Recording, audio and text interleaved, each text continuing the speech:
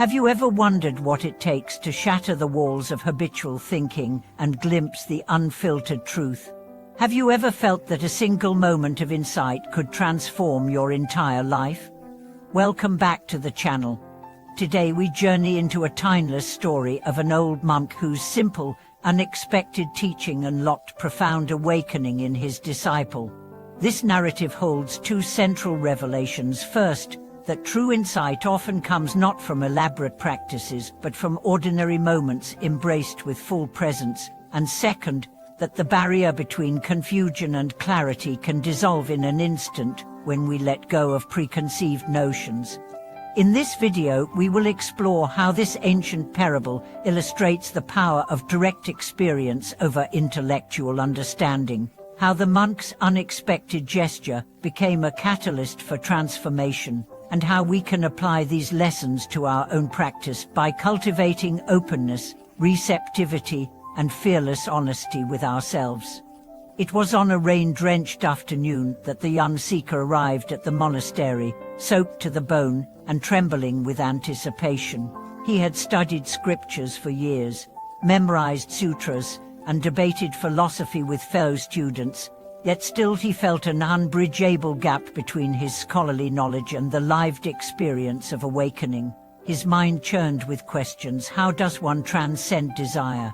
How does one rest in the ground of unconditioned awareness? He had come in search of the old monk rumored to dispense sudden, direct teachings that bypassed intellectualization. The monk received him without fanfare, offering a simple cup of tea and a seat by the hearth. Outside, the rain drummed a steady rhythm on the wooden shingles, and inside the small hall, the flame of a single candle danced in the draught. For a long minute neither spoke. The disciple felt a mixture of impatience and reverence. He opened his mouth to ask again about the nature of emptiness, but before a word emerged, the monk reached toward the teacup, lifted it gently, and let it roll off the edge of the low table. The cup tumbled in slow motion, spilling fragrant tea onto the wooden platform and clattering onto the stone floor. The sound echoed in the silent chamber, and the disciple's heart jumped. His body tightened, and in that instant of shock he realized he was gripping the cushion beneath him so tightly that his fingers had whitened. The monk calmly stood, retrieved the broken cup, and without a hint of anger or apology, swept the shards aside and poured fresh hot water into a new vessel. No grand discourse followed. Instead, the rain continued to fall, and the monk set the steaming tea before his guest with a quiet invite. Drink. As the seeker lifted the cup to his lips, a remarkable clarity blossomed. He saw the fragility of his own expectations, the way he had bound himself to concepts that shattered like ceramic. He tasted the tea as if for the first time, each sip awakened by the memory of the broken vessel, and she understood that awakening was not a distant goal, but the simple, raw presence of this very moment. For hours afterward, the disciple sat in silent gratitude. The monk never uttered the word Zend or invoked sutra, as he simply allowed the teaching to arise organically from the situation. In that broken cup, the young seeker encountered his own habitual clinging and discovered freedom in letting go. She realized that insight is alive in the gap between stimulus and reaction, and that even the most mundane occurrence, a cup falling, can become the doorway to unconditioned awareness. As you reflect on this story, consider how often you miss the teaching hidden in everyday events. A traffic jam, a disagreement with a friend, or the sudden interruption of a meeting all can be invitations to notice your habitual reactions.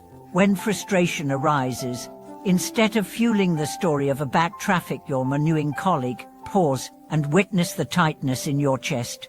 Breathe. In that space of unforced observation, the cup may break, so to speak, and clarity may emerge.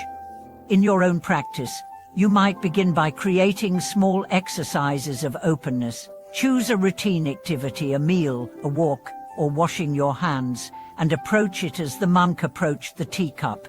Notice any expectations you bring, that the meal should taste a certain way, or that the walk must be peaceful. Then intentionally allow the activity to unfold without judgment. If thoughts or emotions arise, greet them as passing visitors and return to the raw sensory experience.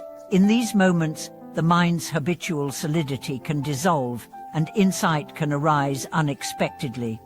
Beyond that transformative afternoon in the monastery, the seeker carried his lesson into every corner of life. He discovered that liberation was not confined to lofty retreats or hours of formal meditation. One evening, while chopping vegetables for dinner, he became acutely aware of the knife's edge against the cutting board. In that fleeting moment, he realized that each slice could be a practice in presence. The sound of the blade, the texture of the carrot, these ordinary sensations offered the same raw clarity he had tasted in the broken teacup. Suddenly, washing dishes after the meal felt alive. The warmth of the water, the suds between his fingers, the rhythm of scrubbing each gesture invited him back into the immediacy of now. He began sharing this insight with friends.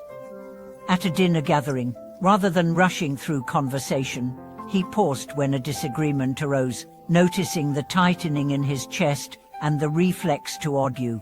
Instead, he took a breath, met the other person's eyes, and let the tension dissolve. The room softened. Laughter returned. His friends later remarked how his calm presence had shifted the energy of the entire evening. Over time, the seeker realized that our modern world is filled with manufactured distractions designed to keep us off balance: phones buzzing, screens flashing, errands calling.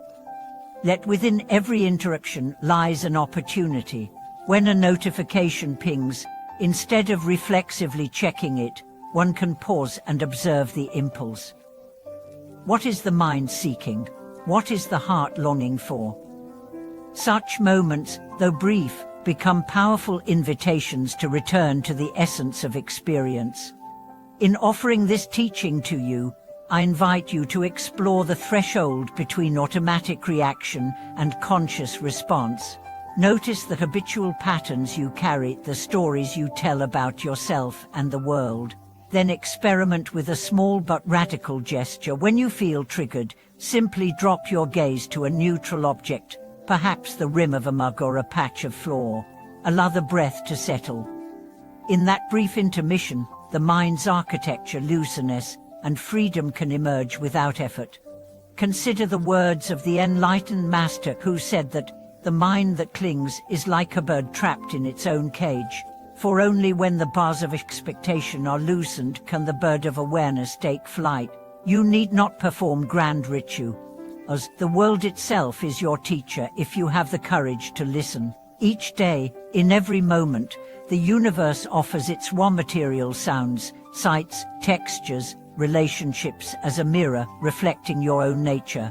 To practice is simply to wake up to what is already here.